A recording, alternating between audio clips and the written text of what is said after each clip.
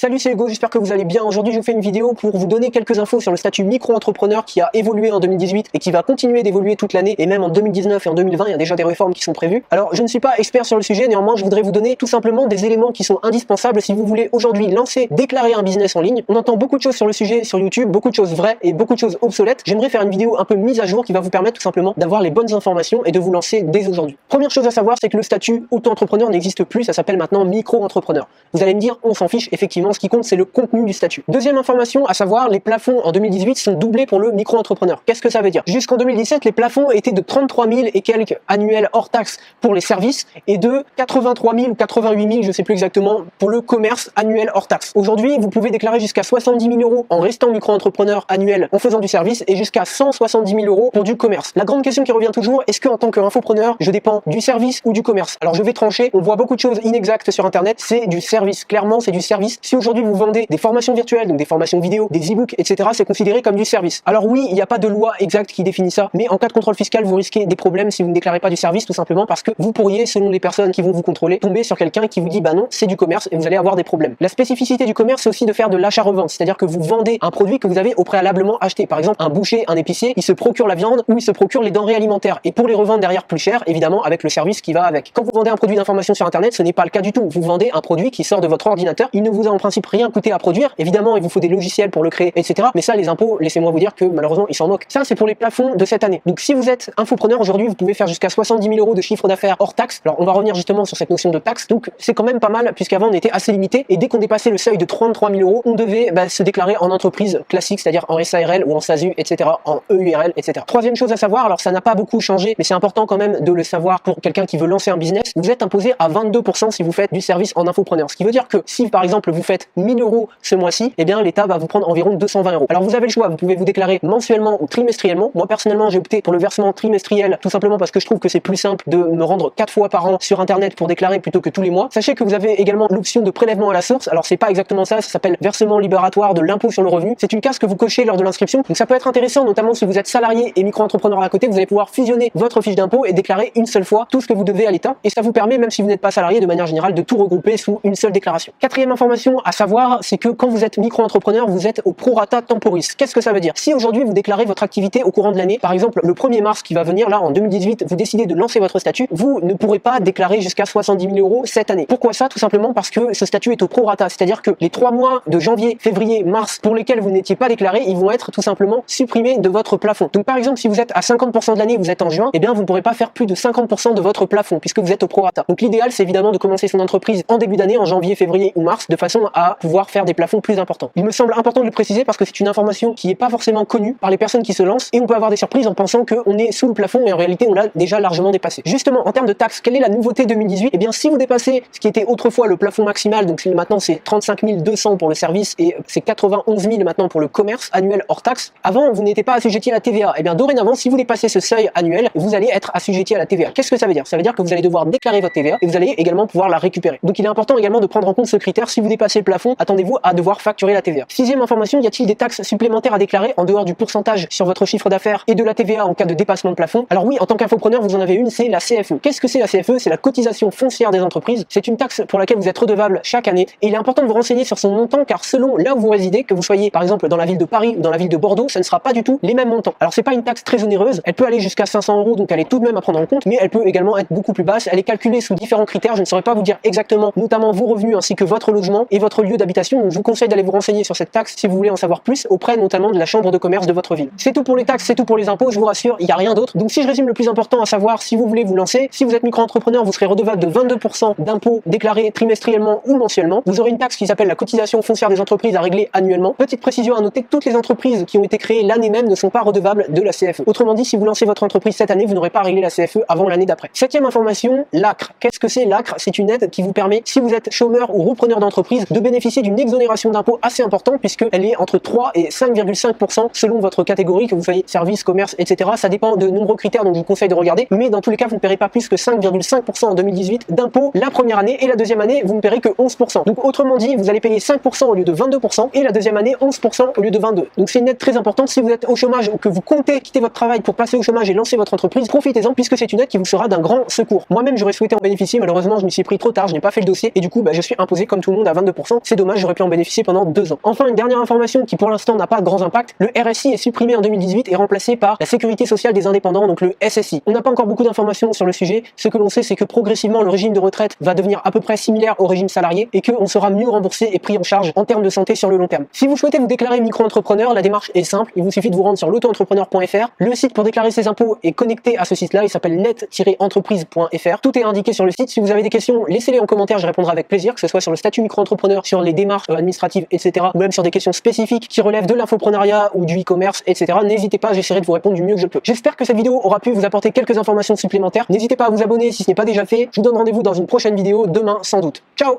L'objectif c'est gagner, faut pas avoir peur, on se dit de s'aider, non.